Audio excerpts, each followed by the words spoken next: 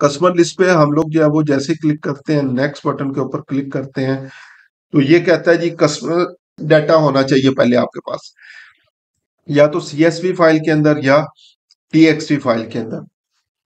तो ये कह रहा है इंपोर्ट फ्रॉम मेलचिप, मेलचिप से इंपोर्ट कर लें, या इनका ये अपना टेम्पलेट जो है वो इसको डाउनलोड कर लें, या फॉर्मेटिंग गाइडलाइंस देख लें।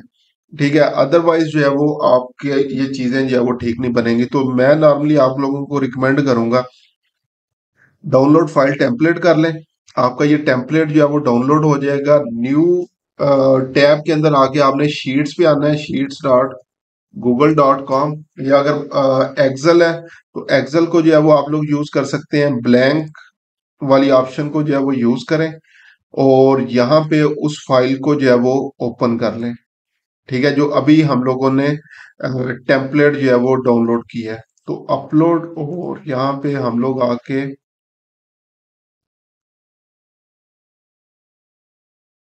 उस फाइल को जो है मैं अपलोड कर रहा हूँ।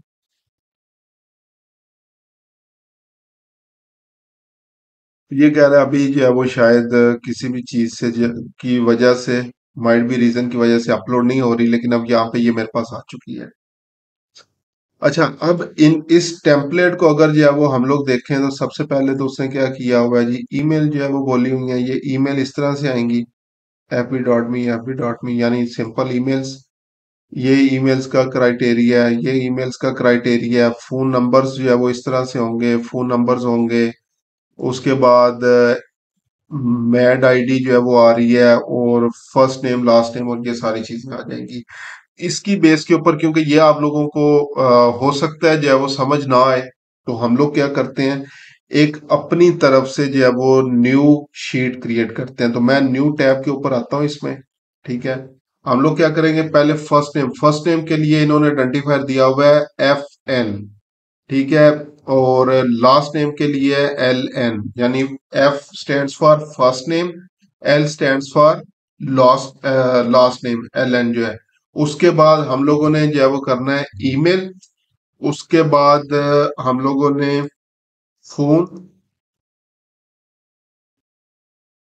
उसके बाद सारी चीजें जरूरत नहीं है। Zip state country, zip state country, state के लिए ST है, ST। ये आइडेंटिफायर्स आप लोगों ने पहली रो के अंदर जो है वो ऐड करने हैं। ठीक है, अगर आप लोग कहते हैं अभी मैं इसको जो है वो नहीं मानता, मैं फर्स्ट नेम जो है वो यहाँ पे लिखूंगा ताकि मुझे जो है वो क्लियरली पता चले मैं कौन सा डाटा जो है वो यूज कर रहा हूँ, यहाँ पे लास्ट नेम जो है वो लिखूंगा, तो जब फेसबुक के ऊपर इसको आप लोग जो है वो अपलोड करेंगे, तो ये एरर दे देगा, क्योंकि फेसबुक को नहीं पता चला कि ये आपने बेसिकली क्या चीज की है। तो आपने उसी के इंस्ट्रक्शंस को जो है वो फॉलो करना है। फर्स्ट नेम के लिए FN, लास्ट नेम के लिए LN, ईमेल उसी तरह होगा, फोन उसी तरह होगा, जिप स्टेट के लिए ST, और कंट्री।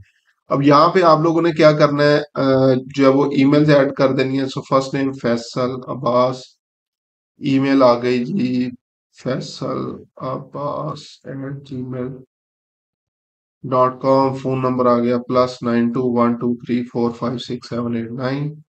उसके बाद जिप आ गया जी 40100, स्टेट आ गया पंजाब, कंट्री आ गया पाकिस्तान। ठीक है, इसी तरह second person, third person, fourth person, ये सारे के सारे आप लोगों ने यहाँ पे जो है वो ऐड कर देने हैं।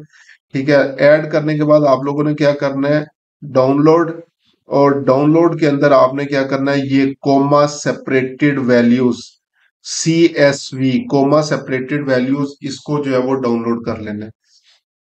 ठीक है, उस CSV को डाउनलोड करने के बाद आप लोगों ने अब दोबारा यहाँ पे आना है, और उसके बाद आप लोगों ने जो है वो क्या करना है, नेक्स्ट बटन के ऊपर क्लिक करना है। वो कह रहा है लाइफ टाइम वैल्यूज आपकी लिस्ट के अंदर मौजूद हैं या नहीं। तो लाइफ टाइम वैल्यू हम लोगों ने ऐड नहीं की, इसको नो कर दें। और फिर उसके बाद कह रहा है by checking this box you agree the concept of terms and condition, इसको क्लिक कर दें, नेक्स्ट। अब यहाँ पे आप लोगों ने वो फाइल अपलोड करनी है। ठीक है, यहाँ पे वो फाइल अपलोड होगी, और मैं बल्कि आप लोगों को करके भी जो है वो दिखा देता हूँ। इसको मैं डाउनलोड करता हूँ एज अ CSV, तो ये मेरे पास हो गई। अब यहाँ पे आता हूं मैं,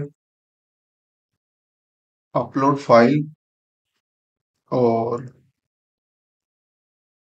इसको जो है वो अपलोड किया। उसके बाद जी ये कह रहा है इसका नेम क्या है, मैं नेम दे देता हूँ जी टेस्ट। ठीक है, आप लोगों ने प्रॉपर नेम देना है, और टेस्ट जो है वो नहीं लिख देना। उसके बाद नेक्स्ट, और ये आइडेंटिफायर्स जो है, अब ये देखें, क्योंकि ये मैंने लिस्ट के साथ ही जो है वो फर्स्ट नेम लास्ट नेम और ये सारी चीजें जो है वो ऐड की हुई थी, तो उसने ऑटोमेटिकली उसी को जो है वो यूज कर लिया। ये देखें, ये दूसरी अच्छा फाइल हो गई है। ईमेल्स वाली ईमेल में आ गई, ईमेल वाली ईमेल में आ गई, ईमेल फोन नंबर्स उसमें आ गए, मोबाइल एडवर्टाइजर आईडी आ गई, एलएन को उसने लास्ट नेम खुद ही आइडेंटिफाई कर लिया है, पोस्टल कोड और ये सारी चीजें जो है वो आपके पास जो है वो आ गई हैं। दो इसमें एक्शन उसने कहा नीडेड है, और वो है जी यूआईडी है और वैल्यूज है। इनकी हमें जो है वो जरूरत नहीं है, ये इसको लाइफ टाइम वैल्यू के अंदर जो है वो आप कर सकते हो, लेकिन मैंने लाइफ टाइम वैल्यू को नो कर दिया था, तो इसलिए ये इसने इसको अपलोड नहीं किया। और उसके बाद simply import and create button पे क्लिक करेंगे तो आपके पास ये ऑडियंस बन के ऑडियंस मैनेजर में नजर आना शुरू हो जाएगी। तो मैंने अभी क्योंकि ये टेस्टिंग के लिए इसको यूज किया था, तो इसलिए ये उसको मैं अपलोड किया वो नहीं कर रहा। तो इस तरह से आप लोग जो है वो ये कस्टमर लिस्ट की बेस के ऊपर जो है वो ऑडियंसेस जो है वो बना सकते हैं। ये सारी की सारी ऑप्शन जो मैंने इस शीट के अंदर यूज की हैं, सारी ऑप्शन की जरूरत नहीं पड़ती। सम टाइम हमारे पास सिर्फ फर्स्ट नेम लास्ट नेम और ईमेल होता है, sometime first name last name और फोन नंबर होता है, समटाइम सिर्फ ईमेल होती है, समटाइम सिर्फ फोन नंबर जो है वो होता है, और समटाइम जो है वो ये ज्यादा डाटा होता है। तो बेसिकली जितना ज्यादा डाटा होगा, जितने ज्यादा आइडेंटिफायर्स होंगे, आपकी क्वालिटी ऑफ ऑडियंस भी जो है वो उतनी ज्यादा होगी। लेकिन जितने कम ये आइडेंटिफायर्स जो है वो आप लोगों ने यूज किए होंगे, तो उतने ही डाटा आपका जो है वो क्वालिटी डाटा जो है वो नहीं होगा। तो ट्राई करें, क्लाइंट को भी जो है वो आप लोगों ने बोलना है कि अगर वो भी कंपेन्स वगैरह जो है वो रन कर रहा है और आपको कोई लिस्ट इस तरह की प्रोवाइड करता है, तो उसे कहें अपनी ऑडियंस के लिए मैक्सिमम आइडेंटिफायर्स जो है वो आपको प्रोवाइड करें। नॉर्मली ये ईमेल लिस्ट से डाटा या फेसबुक लीड्स डाटा होता है, तो उसमें जितनी भी मैक्सिमम आइडेंटिफायर्स जो है वो यूज हो रहे हैं, आपने कहना वो मैक्सिमम आइडेंटिफायर्स जो है वो हमें चाहिए।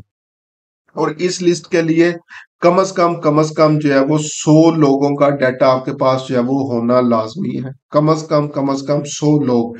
फेसबुक की रिकमेंडेशन है कि आपकी लिस्ट के अंदर तकरीबन 1000 लोग जो है वो होने चाहिए मिनिमम, लेकिन आपकी ऑडियंस 100 लोगों के ऊपर भी बन जाती है। लेकिन समटाइम जो है वो आपकी ऑडियंस इतनी बड़ी जो है वो नहीं होती, लाइक 100 लोगों की 150 लोगों की, तो आपकी कंपेन्स भी जो है वो रन नहीं होती। ठीक है, तो मैक्सिमम आइडेंटिफायर यूज करें, और मैक्सिमम डाटा जो है वो मोर देन 100 वर्ड्स का होना चाहिए, क्योंकि 100 कॉन्टेक्ट्स का होना चाहिए। जब आप लोग इसको अपलोड करेंगे तो ये सारे कॉन्टेक्ट्स आपको शायद फेसबुक के ऊपर मिलेंगे भी नहीं। जिन लोगों ने सिर्फ ये ईमेल, जस्ट एग्जांपल ये मेरी, अब ये पता नहीं किसकी ईमेल है, मेरी ईमेल नहीं है खैर, तो अगर ये ईमेल फेसबुक को अपने एल्गोरिथम पे मिली कि लोगों ने इस ईमेल से साइन अप किया हुआ है, तभी ये उसको मैप कर सकेंगे और उस अपनी रिटारगेटिंग लिस्ट के अंदर जो है वो ऐड करेंगे। इसी तरह ये फोन नंबर अगर जो है वो उनको मिलेगा कि ये लोगों ने अपनी प्रोफाइल के अंदर यूज किया हुआ है, तो उस पर्सन को जो है वो रिटारगेटिंग लिस्ट के अंदर जो है वो करेंगे। अदरवाइज जो है वो आपकी वो जो है वो स्किप हो जाएगी, वो ऑडियंस के अंदर जो है वो ऐड नहीं होगी। और ये जितना भी डाटा हम लोग फेसबुक को प्रोवाइड कर रहे हैं, first name last name email phone number वगैरह, फेसबुक इसको अनोनिमस रखता है। ठीक है, फेसबुक कभी भी आपको ये डाटा जो है वो नहीं दिखाता कि ये अगर आप लोगों ने 1000 लोगों के लिस्ट को जो है वो यहाँ पे अपलोड किया है, तो उसमें से हम लोगों ने 800 900 कौन से लोग निकाले हैं, ये हमें कभी पता नहीं चलता। नंबर्स हमें पता चल सकते हैं कि 1000 लोगों की लिस्ट में से अव्वल तो लेस देन 1000 वाले वैसे ही आपके पास नहीं होते। तो जस्ट एग्जांपल 10,000 की लिस्ट थी, उसमें से उसने अगर 7000 8000 लोगों को निकाला है, तो वो लोग कौन से हैं, ये फेसबुक आपको कभी भी जो है वो नहीं बताएगा। हम लोग सिर्फ उस डाटा को यूज कर सकते हैं, फेसबुक वो डाटा हमेशा अपने पास रखता है, कभी भी आप लोगों को वो डाटा प्रोवाइड जो है वो नहीं करता। तो इसलिए ये जब भी ऑडियंस बनाएंगे तो आप लोगों ने इन चीजों को जो है वो माइंड में रखना है कि जब भी ये लिस्ट अपलोड करेंगे तो कौन कौन से आउटकम्स जो है वो निकलेंगे।